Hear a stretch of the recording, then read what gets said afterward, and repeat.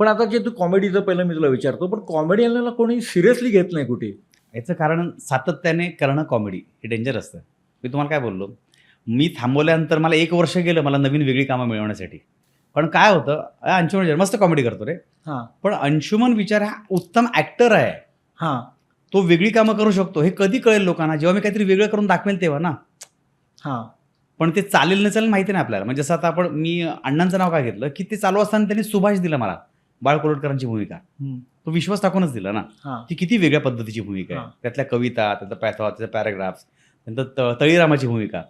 मला असं वाटतं, की ह्या भूमिका केल्यामुळे लोकांपर्यंत वेगळ्या पद्धतीने पोहोचलो. हां. बघ मी पाहिले ना मी तुला नाटक केलं. त्याच्यामध्ये मी असा नवरा होतो, ज्याच्या सगळ्या भावना त्यांच्यापर्यंत पोहोचतायत लोकांपर्यंत. आणि आता अजून एक परत विजय गोखलेंचं नाटक करणार आहे, लिमिटेड अश्वत्थामा म्हणून. फार वेगळ्या पद्धतीचं नाटक आहे. आल्यानंतर लोकांना एक वेगळं सरप्रायझिंग अंशुमन विचार बघायला मिळेल. मग तुला इन आणि आऊट जमतंय म्हणजे? मला आवडतं. जमतं की नाही माहिती नाही, पण आवडतं. मला असं वाटतं की ॲक्टरला नेहमी स्विच ऑफ, स्विच ऑन असायला पाहिजे. म्हणजे आता आपण एखादं मैताचं सीन आहे, तर प्रत्यक्ष मैत झालं पाहिजे असं नाही ना. नाही. हां. ते झालंय आपल्याला कळलं पाहिजे. ती भावना लोकांमध्ये पोहोचवली पाहिजे आणि तिथून शॉट संपला तर पटकन लगेच आपल्याला घरचा फोन सुद्धा घेता आला पाहिजे. हां. हे ॲक्टरला जमलं पाहिजे असं मला वाटतं. मी घुसलो, मग असं उलटा झालो, हे म्हणजे मी तरी त्यातला नाही आहे. बाकीयांचं मला माहिती नाही. नाही, माझा तो प्रश्नाचा जो रोग आहे, हं. कॉमेडियनला कोणी सिरियसली घेत नाही, हे तुला सार्वजनिक आयुष्यामध्ये पण अनुभवायला आलं असेल ना? बराच वेळा आलं, बराच वेळा. म्हणजे मी कित्येक लोकांना सांगितलं, की हे हा नको, मला तो रोल द्या ना. म्हणजे किती वेळ प्रोजेक्ट्सला ना छोटे रोल सुद्धा घेतलेले आहेत. मला हा रोल द्या का? मला हा रोल करून दाखवायचा मला. भले तुम्ही पैसे कमी द्या, पण हा रोल मी करतो. असं मी केलंय बऱ्याच वेळेला. नाही, मी तुला सार्वजनिक आयुष्यामध्ये माझा रोग कुठे माहिती आहे? हां. तुला आठवत असेल नसेल, तू एकदा मला लोकल ट्रेनमध्ये भेटला होतास. हां. करेक्ट. आठवतंय तुला? करेक्ट. पण तेव्हा तू त्या लोकल ट्रेनने वगैरे प्रवास करायचा. हां. त्या तुला लोक ओळखायचे. हां. मग ते कसे रिएक्शन त्यांच्या असायच्या? मस्त असायच्या. सर मस्त एक फोटो काढू. सर धमाल येते हो, जबरदस्त कॉमेडी करता तुम्ही. म्हणजे नॉर्मल शब्द जबरदस्त कॉमेडी करता तुम्ही, हाच शब्द असतो. हां. पण मला असं वाटतं लोकांना काय आवडावं काय नाही हा त्यांचा वैयक्तिक प्रश्न. मान्य आहे मला. हां. पण ह्याचा फायदाच झाला मला. म्हणजे तुम्ही कुठल्याही ठिकाणी गेलात ना, तर लोकं इतकं प्लेझेंटली वार्मली एक्सेप्ट करतात ना, की आपल्याला आवडतंच ती गोष्ट. नुकसान फक्त आपल्याला रोल मिळण्याच्या दृष्टीने होतं. हां, म्हणजे व्यावसायिक गणितं वेगळी आणि हा आनंद वेगळा. कारण शेवटी कसं आहे, तुम्ही सीरियस करा, कॉमेडी करा किंवा इमोशनल करा. लोकांना काय आवडतं हे महत्त्वाचं आहे. मी जरी ढीग म्हटलं, मला असं करायचं आहे, तसं करायचं, मी अशा पद्धतीने वेगळा रोल केला आहे, लोकांना हे फालतू केलं असं म्हटलं संपला विषय. आपण कोणासाठी करतोय? रसिकांसाठी. हां. त्यांनाच जर ती गोष्ट आवडली नाही तर फायदा काय? आता त्यांना काय आवडावं हा त्यांचा विषय आहे. पण त्यांना वेगवेगळ्या म्हणजे जसं आपण थाळी असते नाही का, मला गवारची भाजीसुद्धा दाखवायची आहे, मला वाटणी भाजीसुद्धा, मला पनीरची भाजी पण दाखवायची, डाळ पण दाखवायची आहे. मी दाखवण्याचा प्रयत्न करणार, पण त्यातली कुठली भाजी जास्त लोकांना आवडते हे ते माझ्या हातात नाही आहे. हां, बरोबर आहे. मी हां. थाळी देणार. हां. मी प्रत्येक वेळा थाळीमधून सगळे पदार्थ देणार. आवडायचं कुठला हा तुमचा विषय आहे.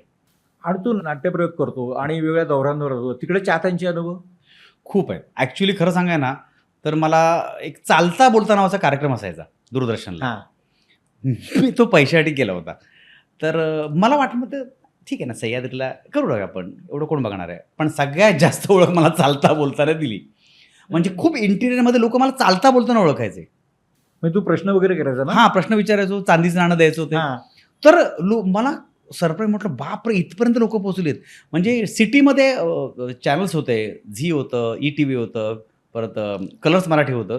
पण इंटिरियरमध्ये ना सह्याद्रीचा हात कोणी धरू शकत नव्हतं. तर मी सह्याद्रीचं कुठल्याही प्रोजेक्ट मी नाही म्हणायचो नाही. हां. मग हे चाहत्यांचे अनुभव?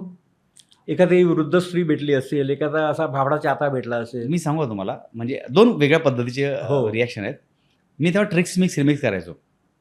Anchoring show. मी रिमिक्सचं प्रेझेंटेशन करायचो. प्रदीप पटवर्धन ओरिजिनलचं प्रेझेंटेशन करायचे. एक दिवशी मी दौरा होता नाटकाचा आणि मी असं फिरत होतो. ते एक बाई आली, "ओ नाचा ना, मस्त नाचा ना." तर मला 5 मिनिटं कळेना कोणाशी बोलते आणि ती बाई जवळ 60 वर्षाची बाई आहे ना, ह्या पद्धतीने नाचत होती. म्हटलं, "हां, नाही मस्त करता तुम्ही, नाचा ना माझ्यावर एकदा नाचा ना." तर लक्षात आलं की ही ट्रिक्स मिक्स रिमिक्सची पावती आहे.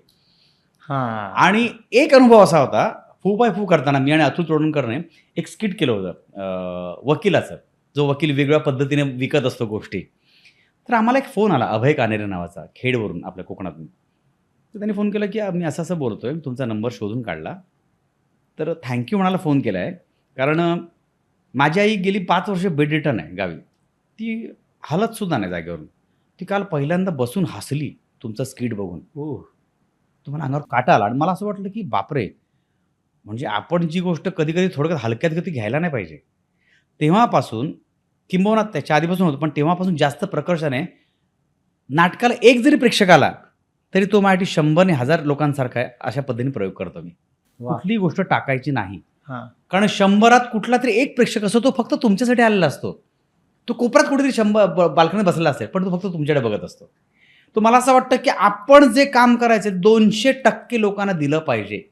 त्या 100 मध्ये एक तरी माणूस तुमच्यासाठी असतो, जो फक्त तुम्हाला बघायला आलेला असतो आणि त्याचं मनोरंजन झालंच पाहिजे 100%. भले त्याने ₹50 तिकीट काढलं असेल, पण त्याला ₹500 आनंद दिला पाहिजे आपण. मराठी मनोरंजन सृष्टीमधील मालिका, चित्रपट, नाटक तसेच कलाकारांबद्दलच्या नवीन अपडेट्स जाणून घेण्यासाठी नक्की सबस्क्राईब करा इट्स मज्जा मराठी या आपल्या नवीन यूट्यूब चॅनलला.